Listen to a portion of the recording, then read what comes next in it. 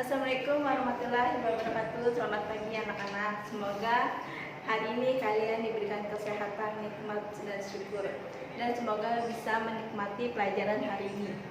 Materi hari ini kita akan membahas tentang mengenal bilangan bulat, pelajaran matematika.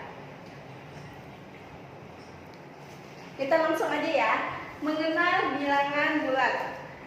Bilangan bulat itu terdiri dari bilangan asli, bilangan nol, dan lawan bilangan asli. Bilangan asli itu seperti contohnya kayak 1, 2, 3, 4, 5, 6, dan seterusnya. Bilangan nol berarti hanya 0 saja. Nah, lawan bilangan asli itu adalah negatif. Min 1, min 2, min 3, min 4, dan seterusnya. Nah, ini adalah bilangan bulat. Maksud penggunaan bilangan bulat negatif itu contohnya seperti ini.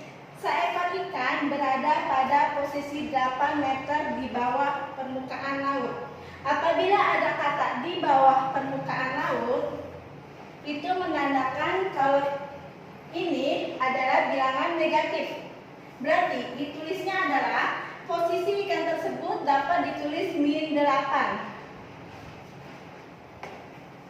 Kalau ada kata di bawah permukaan laut. Contoh yang kedua, suhu di kutub selatan dapat mencapai 93,2 derajat Celcius di bawah 0 derajat Celcius. Kalau misalnya di sini ada kata di bawah 0 derajat Celcius, berarti dia adalah negatif. Ditulis min 93,2 derajat Celcius.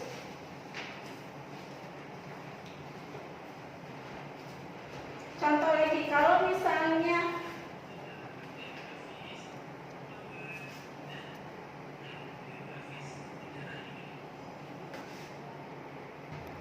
contoh lain dari penggunaan bilangan bulat negatif. Kalau misalnya kita berjalan mundur, berarti menandakan itu negatif. Jika kita berjalannya maju, berarti menandakan kita positif. Contoh lagi, jika kita langsung lanjut aja ya. Di sini berikutnya tentang membaca dan menulis tentang bilangan bulat. Contoh, 6 berarti dibaca 6. 32 dibaca 32.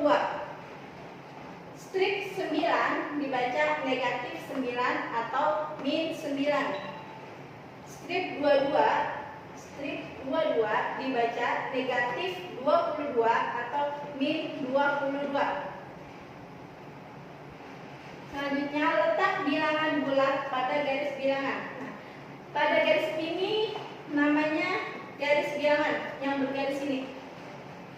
Biasanya kalau garis bilangan itu biasanya di tengah-tengah pasti dikasih angka 0. Nah, ingat, jika garisnya diarah ke sebelah kiri, dia menandakan positif. Berarti 1, 2, 3, 4, 5, dan seterusnya.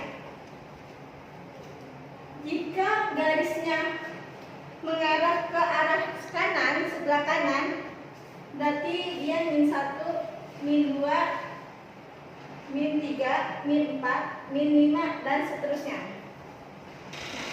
Semakin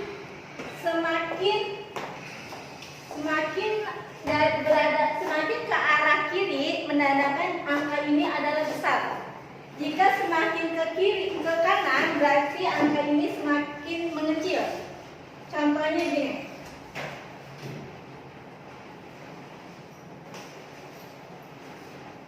1 sama min 4, berarti 1 dan min 4, berarti 1 lebih besar dari min 4. Atau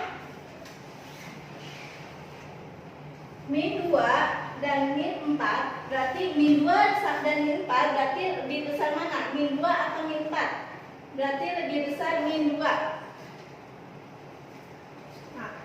Inilah mengenai bilangan bulat. Misalnya apabila ada yang ingin ditanyakan, silakan ditanyakan di grup WA. Kalau misalnya selanjutnya kita akan mengerjakan tugas.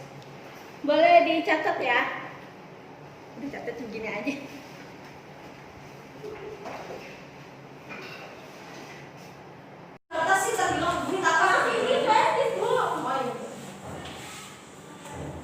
Assalamualaikum warahmatullahi wabarakatuh. Anak-anak, selamat pagi. Mudah-mudahan diberkahi oleh Allah Subhanahu wa taala. Pada kesempatan pagi hari ini Pak Guru akan memberikan materi awal pelajaran. Sedangkan bukunya baru saya dapat. Makanya saya berikan materi yang pertama adalah membaca surat Al-Falaq yang berbunyi Qul a'udzu birabbil falaq min syarri ma khalaq wa min syarri ghasiqin idza waqab wa min syarri nafasati fil 'uqad wa min syarri hasidin idza hasad. Yang artinya dengan menyebut nama Allah yang Maha Pengasih lagi Maha Penyayang, katakanlah aku berlindung kepada Tuhan yang menguasai subuh dan kejahatan makhluknya, dan dari kejahatan malam apabila telah gelap gulita, dan dari kejahatan wanita tukang sihir yang mengembus pada buhul-buhul, dan dari kejahatan pendengki bila ia dengki. Maka dengan itu Pak Guru akan memberikan tugas pada anak-anak kelas 4, yaitu menulis surat Al-Falaq beserta artinya sekaligus menghafalkannya. Menulis di buku tulis yang baru, ajaran baru, tulis surat Al-Falaq beserta artinya sekaligus menghafalkannya. Sementara tugas yang Pak Guru kasih hanya itu saja dulu. Mohon dikerjakan di buku tulis. Itu saja yang dapat saya sampaikan. Wassalamualaikum warahmatullahi wabarakatuh. Bismillahirrahmanirrahim. Assalamualaikum warahmatullahi wabarakatuh. Anak-anakku semuanya, kali ini kita akan belajar bahasa Indonesia, yaitu kita akan membahas tentang gagasan pokok dan gagasan pendukung. Dalam setiap bacaan pasti akan ada yang namanya paragraf. Seperti buku ini nih, ada beberapa paragraf. Yang dimaksud dengan paragraf itu adalah gabungan dari beberapa kalimat. Gabungan beberapa kalimat itu yang dinamakan dengan paragraf. Nah, dalam paragraf itu, dalam setiap paragraf pasti ada yang namanya gagasan pokok dan gagasan pendukung. Ada yang namanya gagasan pokok dan gagasan pendukung. Gagasan pokok itu apa, Bu Ani? Gagasan pokok itu yang disebut dengan ide utama, inti, apa yang sedang dibicarakan, apa yang sedang dibahas dalam bacaan tersebut. Itu namanya ide utama dalam suatu bacaan. Biasanya dapat berupa kalimat pokok, kalimat atau pokok paragraf. Gagasan pokok disebut juga dengan gagasan utama. Gagasan pokok disebut juga dengan gagasan utama, ide pokok atau pikiran atau pokok pikiran. Jadi kalau ditanya gagasan utama sama dengan apa? Gagasan utama itu sama dengan ide pokok atau ide pikiran yang sedang dibahas dalam suatu bacaan tersebut. Gagasan pokok terdapat dalam kalimat utama atau kalimat inti. biasanya terletak di antara awal kalimat dan bagian akhir paragraf. Awal kalimat berarti adanya di depan. Bisa juga di akhir paragraf, paling akhir sebelum ada titik tuh yang disebut dengan bagian akhir paragraf. Nah, di sini gagasan pendukung kita bahas. Tadi kan yang pertama gagasan pokok. Sekarang kita bahas tentang gagasan pendukung. Gagasan pendukung itu apa, Bu Ani? Artinya tambahan, uraian untuk memperjelas. Tambahan atau uraian untuk memperjelas dari gagasan pokok itu sendiri. Dari gagasan pokok itu sendiri. Bu Ani kasih contoh dulu sebelum lanjut ke sana ya. Contohnya Bu Ani bercerita, Bu Ani akan pergi ke pasar. Berarti intinya Bu Ani akan pergi ke pasar. Bu Ani akan ke pasar untuk berbelanja.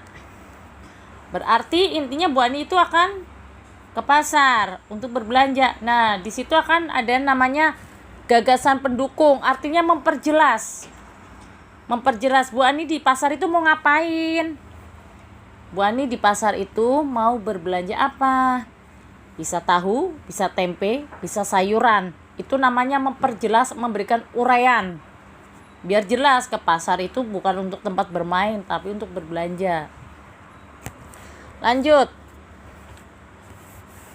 Gagasan pendukung itu tujuannya untuk apa? Memperjelas dari gagasan pokok. Biasanya di sini yang namanya gagasan pendukung bukan cuma satu, pasti akan lebih dari satu. Pasti akan lebih dari satu kalimat. Di paragraf pertama nih, paragraf pertama bisa ada, paragraf kedua, paragraf ketiga itu biasanya tetap ada yang namanya gagasan pendukung. Nah, biar kalian paham, coba kalian lihat, dibaca. Ini di sini ada 1, 2, 3, 4, 5. Kalian boleh baca. Nah, di sini ada kalimat utama, gagasan pokok, dan kalimat penjelas serta gagasan pendukung. Kalian nanti bisa baca. Sekarang kita lihat di halaman 5. Di halaman 5, di sini ada contoh bacaan, yaitu tentang meriahnya Karnaval Kemerdekaan Pesona Parahyangan tahun 2017. Untuk dapat mengisi halaman 5 ini yang di bawah, kalian harus membacanya. Baca, ulangi lagi, pahami, baru kalian bisa mengerjakan yang di bawah. Oke? Selamat membaca, selamat mencoba. Ada lagi yang kepo nih. Shinosuke kepo ya. Shinosuke kepo ya. Apaan katanya? Shishimaru kepo nggak sama kuenya abang? Kepo nggak sama kuenya abang? Iya, kepo sama kuenya abang ya. Apa ini kata dia? Nah, itu ya si kecil, si boncil juga kepo kan?